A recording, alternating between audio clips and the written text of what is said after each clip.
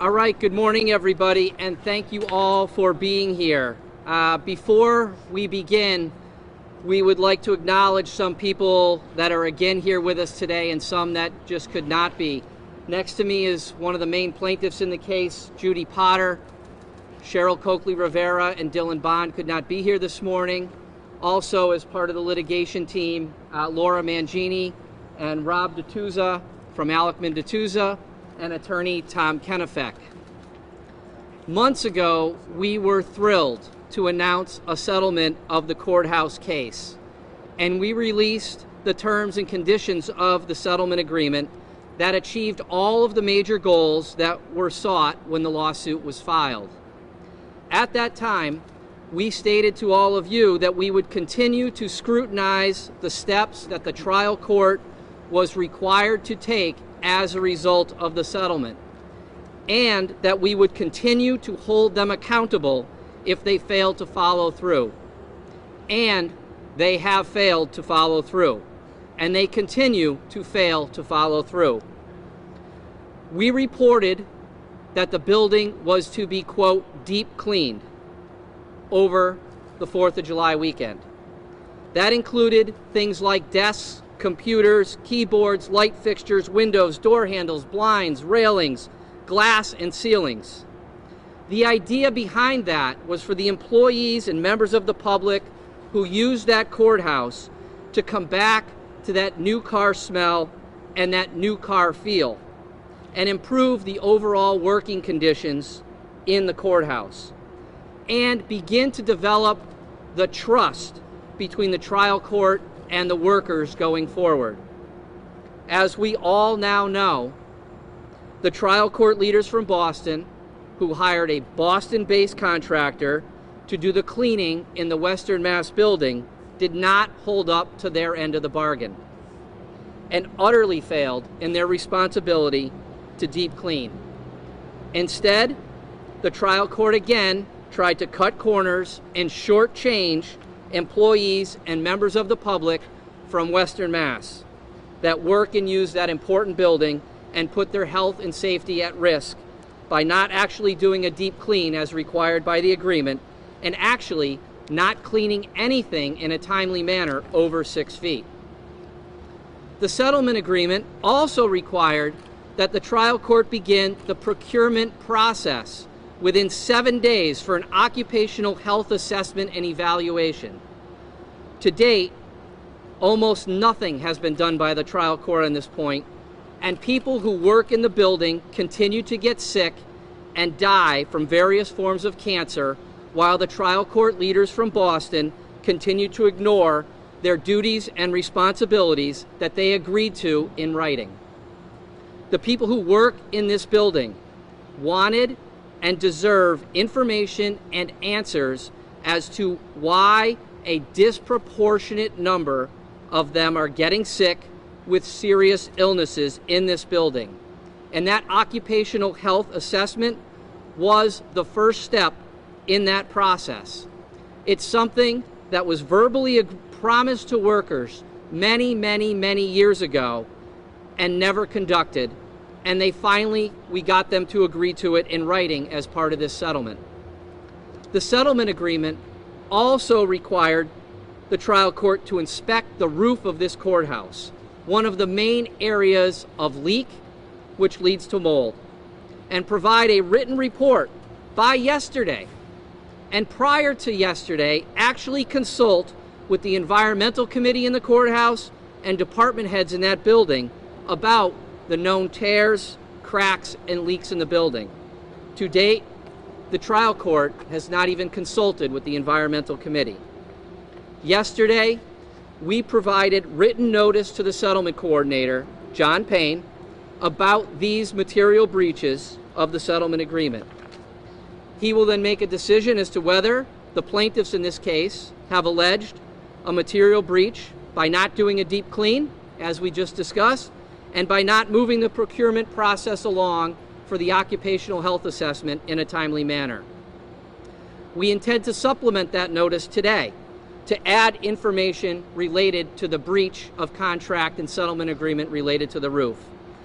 Given the facts that have already been brought to the settlement coordinator's attention, the facts and the pictures and the videos that were given to the media yesterday and made public, we are very confident that he will decide in favor of the plaintiffs and the workers in the Western Mass community and schedule a mediation with the trial court as required by the agreement to give them an opportunity to cure. The cure may require another shutdown of this courthouse because it is simply too disruptive and not safe. And the plaintiffs never agreed to have the deep clean take place while people are working in the building. Unfortunately, the cavalier approach by leaders from Boston and the trial court is simply disrespectful to Western Mass, and it continues to frustrate all of us. We will all continue this fight for what we all deserve, a safe courthouse to work in until the feasibility study is completed, which will hopefully lead to a conclusion that investing in a new and improved and modern courthouse in Hampden County is a better idea than spending more than $91 million to repair an outdated building. Thank you, and we will now take any questions that you may have.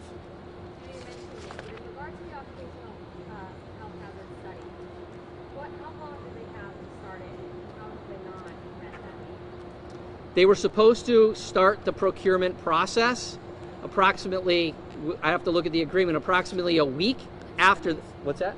7 days after the settlement agreement was signed. To date, we have no information that that procurement process started. And just to add to that, the only thing that we do have was there was an email sent out in the beginning of June that the trial court was talking to various groups, including the AG's office, to make sure that they were doing it correctly. However, there's been no update since that, and I know no one has actually seen a request for proposal that's been sent out for that occupational health evaluation.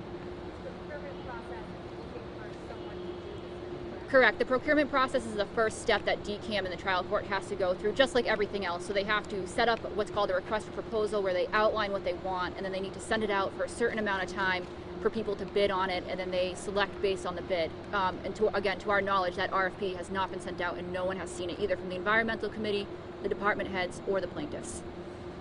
The people you're representing, are any of them going back in the courthouse at this time? We spoke briefly with Cheryl yesterday. I think she spoke to many of you. She is not going into that courthouse as of yet. She was looking forward to going back in September once the filters were placed on all of the vents. But as of right now, she has no faith in the trial court, and she's not sure if she's going to be going back. 7 days from when? 7 days from May 6th, when the settlement agreement was signed. So obviously now you have to bring it to the settlement coordinator, but what are some consequences that they have not met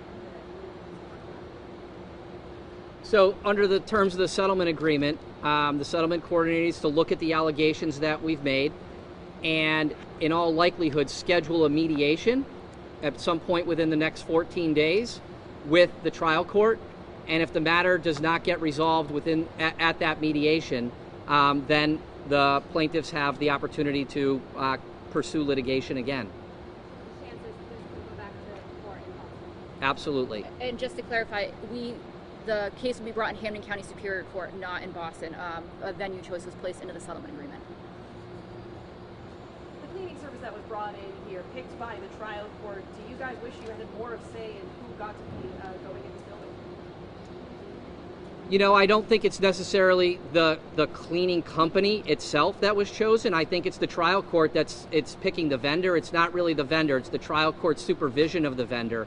It's our understanding that the contract between the trial court and the vendor, from the people that we spoke to, including employees that were actually doing the work, that they were not even cleaning anything over 6 feet, and that what they were doing, what they told us they were doing, was not really a deep clean, but it was more like a surface clean. And when you see the pictures, you see the videos, you talk to the people in there, even if it was a surface clean, it didn't meet the standards. It didn't meet the standards of the agreement, and is not the expectation that the plaintiffs, the courthouse employees, or anybody else had with respect to what was done in there.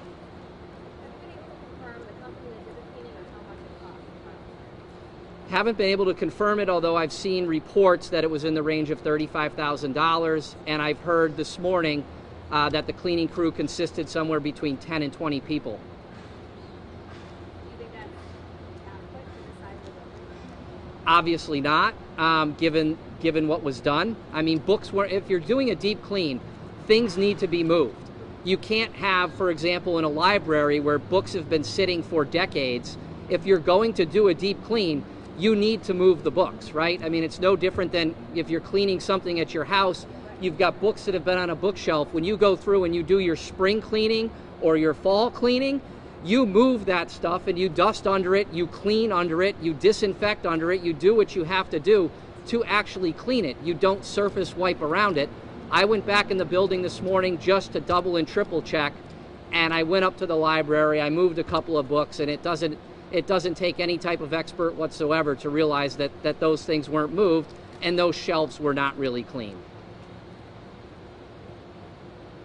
And if you take a walk through, I encourage you all to just walk through that building, go into the elevator that I went up and down this morning, take a look for yourself, take a look on the walls of the elevator, and see if it's cleaned, right? It's obvious. It's obvious that a deep clean was not done. And for the trial court, if they did sign off on this, it's just unacceptable.